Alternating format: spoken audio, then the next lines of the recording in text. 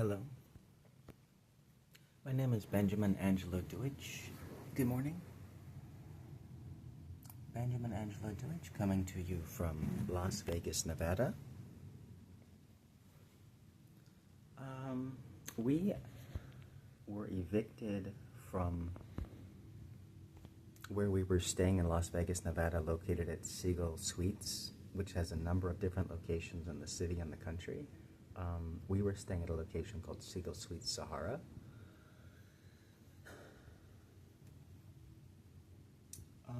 The landlord wanted to charge us $425 a week, which we balked at and declared was quite high and unsustainable for certainly our budget.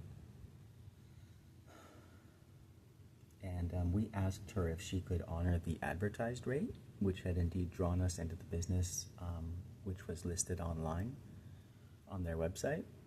They have a single rate and then all of their properties listed beneath it. She told me that there is no other rate, that she had never seen the website or the lower rate that's listed there, and ended up filing an eviction notice against me. I wasn't able to gain entry to the courthouse in order to be able to file a response with the court about the lawsuit eviction that had been filed against me. I detailed that on my Facebook page. There's a arbitrary moving of the goalpost. One day I went and I couldn't have my belt, which holds up my pants, and the next day I couldn't bring in my SmartShip enabled debit cards from the bank.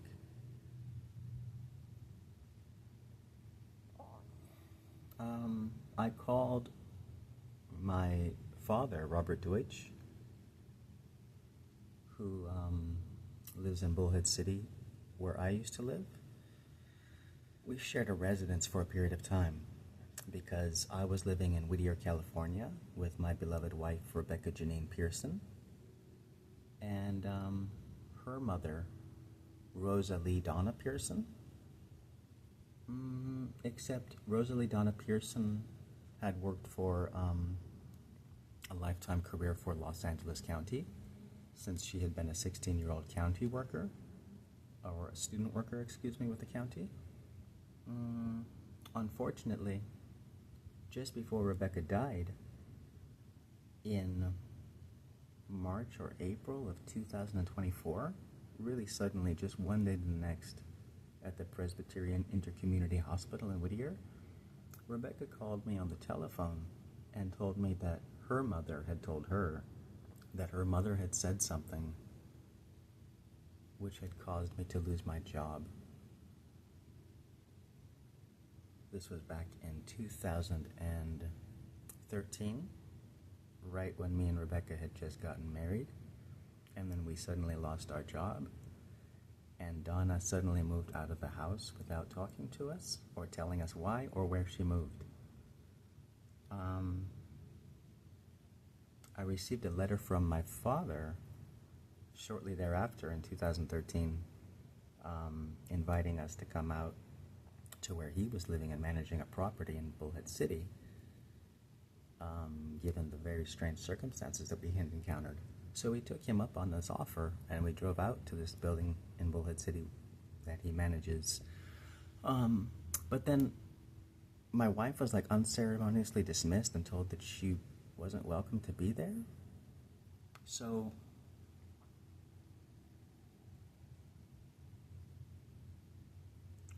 that caused a huge disruption in what we were doing. And so I called this individual, my father, just the other day for help with my belongings, retrieving my belongings from where I was living and where I was expecting to be fully paid up, because I had paid that woman over $3,500, and I had only just checked in January 18th of 2025 of this year, and she didn't supply me with any form of heat whatsoever, and I made it through the polar vortex unseasonably cold winter with no heater. And I told her, can you adjust my rate because there's no heater in the unit? She refused. So I see my father whom I call to help me retrieve my belongings from my unit. My father tells me, because we're talking about recent affairs, he tells me, you weren't poisoned. So what's interesting is in 2015, I had gone back to Whittier, where Rebecca Pearson lives, and I had tried to see if it was possible to salvage the relationship.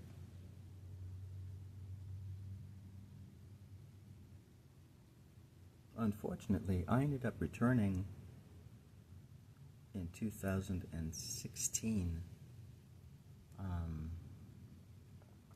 to Bullhead City, where my father was managing a building.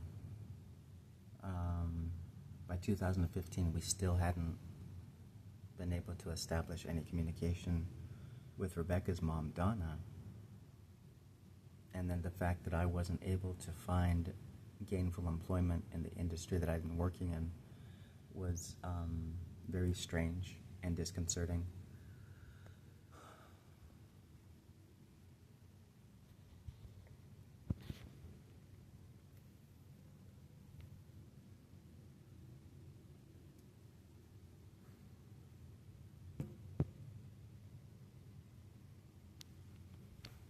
So, I'll skip you through several years that I worked at the business in Bullhead City. The business was known as, there was originally a pair of buildings that were essentially like twin apartment buildings. One was named River Valley Suites and one was named Nevada Club Inn. From about 2016 to 2019, I worked as an everyday manager there at the building.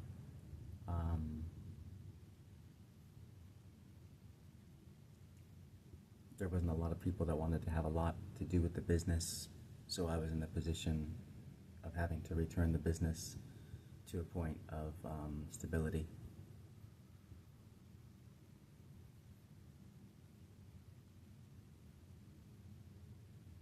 Unfortunately, the building was mysteriously and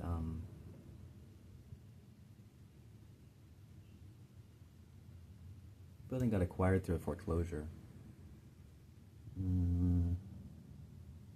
But as far as I knew, I had been steadily adding people to the roster of tenancy, and everybody was a solid paying tenant. So we ended up leaving in 2019 and moved into a single wide trailer just down the street in Bullhead City with my father at an address of 152 Palm Avenue, 86429. We moved into a single wide trailer in Bullhead City after the foreclosure of the business where we had been working.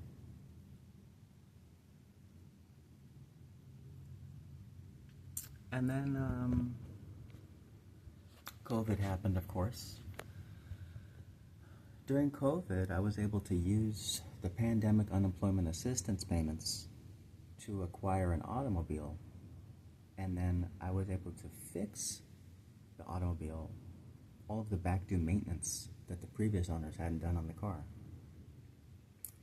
I thought having a car would be a good investment that I maintained and that ran well.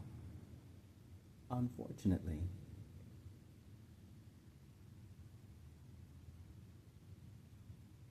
in 2023, June 1st or 2nd, I went to go pour myself a glass of water to drink from the bottled drinking water that we keep in the kitchen of the household that we get from a business called the Country Health Market, located in Fort Mojave, an unincorporated area just down the highway from Bullhead City.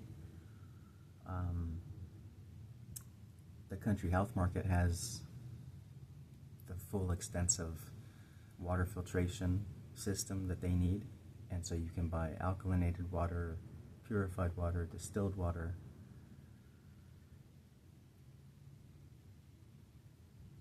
This is the water that somebody had tampered with in my household.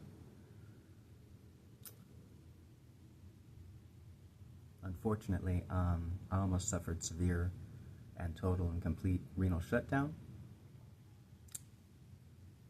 It's middle of March now.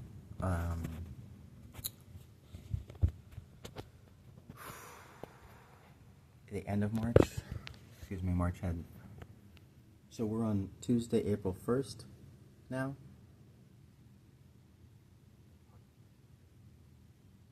I've successfully, my Facebook details and my YouTube channel detail some of the poisonous material that I've been able to liberate from my body, getting close to 2 years later now. So now that we've caught you up on the basics, I went to go deliver samples of the water that I drank and report the poisoning that I suffered in my household to the Bullhead City Police Department. Approximately 2 weeks after the poisoning, on June 1st or 2nd in 2023, and we were arrested. Our groceries that we had bought from the Target grocery store, because we were walking home at the time from the grocery store, were confiscated and never returned to us. We were taken to jail, where we got put into a jail cell at 12 midnight when everybody else was asleep. Got told to put our stuff in the corner, and then in the morning we got confronted by somebody who told us that he was the shot caller, and he asked us where our papers were, and we said we didn't have any papers, and then he told us that everybody has paperwork, and then he told us to get out of his housing unit in the jail, and then they had to move us to another unit after keeping us in like a solitary unit by ourselves for a while. So when that was unsuccessful, we got out of jail. This was in Kingman, Arizona. Bullhead City sent us to Kingman. Our father actually works in Kingman, Arizona, interestingly enough, as a disability attorney. But somehow we were just left to languish on the street in Kingman for more than 30 days, during which point somebody tried to shoot us in the street when we were walking from a local neighborhood community Walgreens location with our groceries in our hands.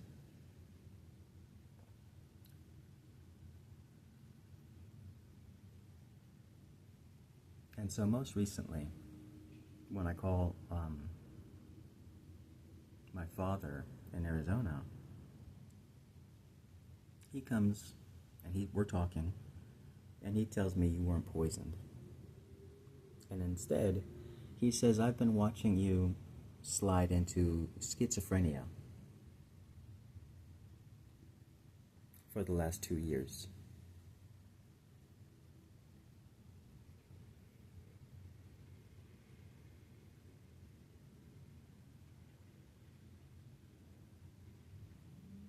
You know what's interesting is I suggested that we rent a car for me, since I'm not able to do it myself. I suggested that Robert, our father, pays the cost of the car, since he's got to have some amount of credit that we don't have, since at the moment we're not able to be working, and he has an employment, right?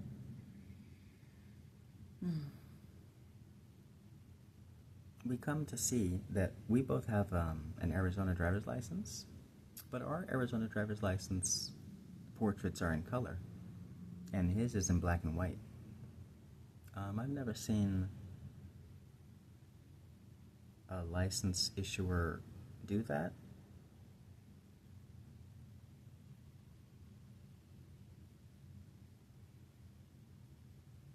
And I found it very troubling.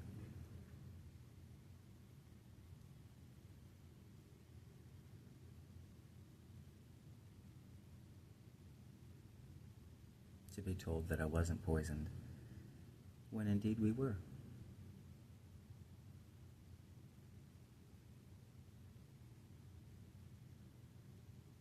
My wife called me because I was in Las Vegas last year, having fled our residence in Bullhead City because we were poisoned there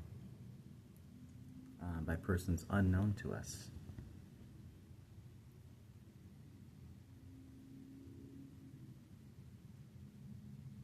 Our wife Rebecca was able to prevail upon her mother, who had abandoned us so many years before, and asked her to fly me back to Long Beach so that I could come see about Rebecca and take care of her. When I got to the house, because Rebecca was in the hospital already, she has a dog that I was going to take care of, who is the daughter of our dog. The dog wasn't touching her water, which I thought was strange, but in light of the fact that we had been poisoned with water, we thought it prudent to taste this water that the dog was ignoring. So we tasted the water that the dog was ignoring, and the water was in a cheap styrofoam container, which is completely uncharacteristic and inconsistent with a container that me or Rebecca would use to feed our dogs, because we would use an actual dish, an actual porcelain dish from the kitchen. So red flag, dead giveaway, that either Rebecca or myself would serve a dog water in a styrofoam container that's like a to-go dish from somewhere. So I sipped the water. Uh-oh. This time we spit it out. That's the same exact concoction of poisoned water that tastes like heavy metals and will shut down your entire system, respiratory, renal, hepatic. So we dumped the water out so the dog couldn't get any of that. Gave her some fresh water. Removed her to fresh air because she wasn't breathing very well.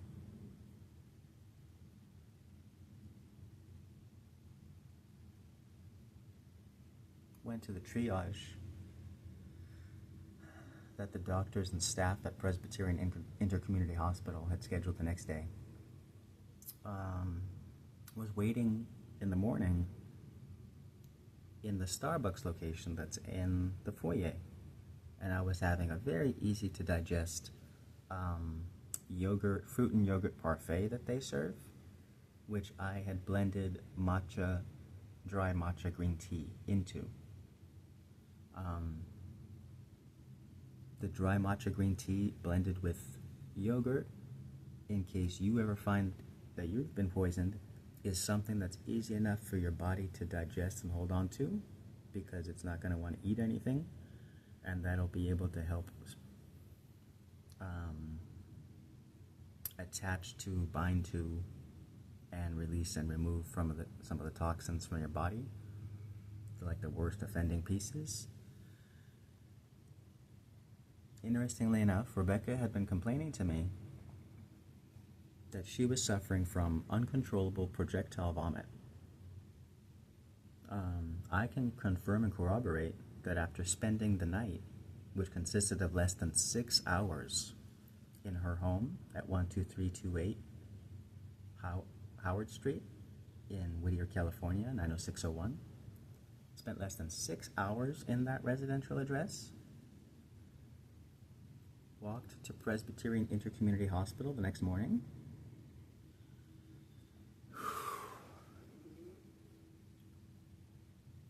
ate my fruit and yogurt parfait with the green tea in it, which is something that I had been using to be able to remove a lot of poison from my body and be able to restore some nutrition.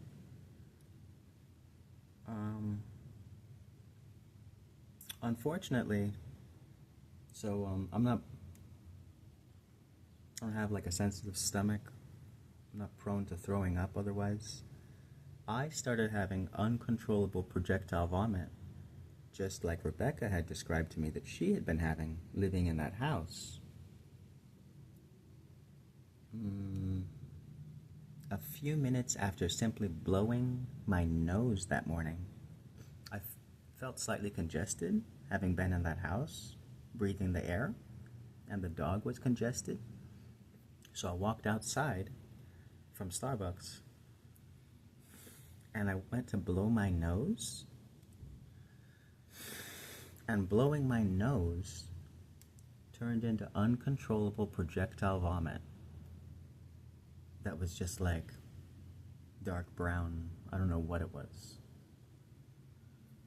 Never seen anything like that. After I recovered, I went inside. We were able to all sit down.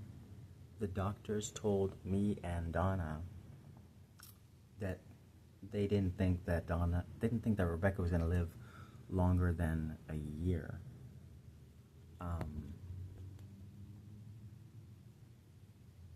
Which was very strange. When we arrived in Long Beach, at Long Beach International Airport, Donna told us, because we had planned with Rebecca to go in the house, take care of the dog, and then come to the hospital each day. Donna tells us, don't go in the house because there's poison gas inside. So at the triage meeting, they talk about how Rebecca's not breathing very well, and they don't think that she has more than a year to live.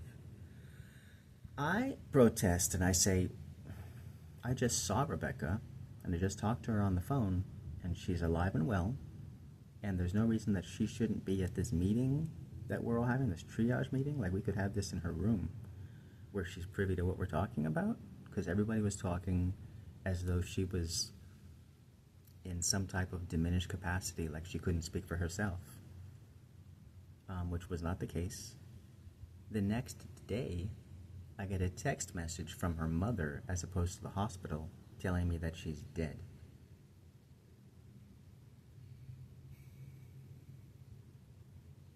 But we didn't get poisoned, and apparently neither did Rebecca, and we're sliding into schizophrenia. Right?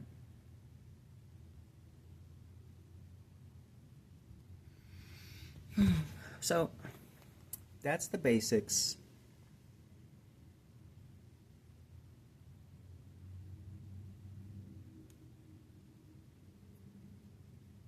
It's a necessary update to be able to explain the very basic things that have been happening to us. Clearly, there must be some boogeyman ghost that's tormenting me and Rebecca, because me and Rebecca are the same age. She was alive and well, and she should still be here.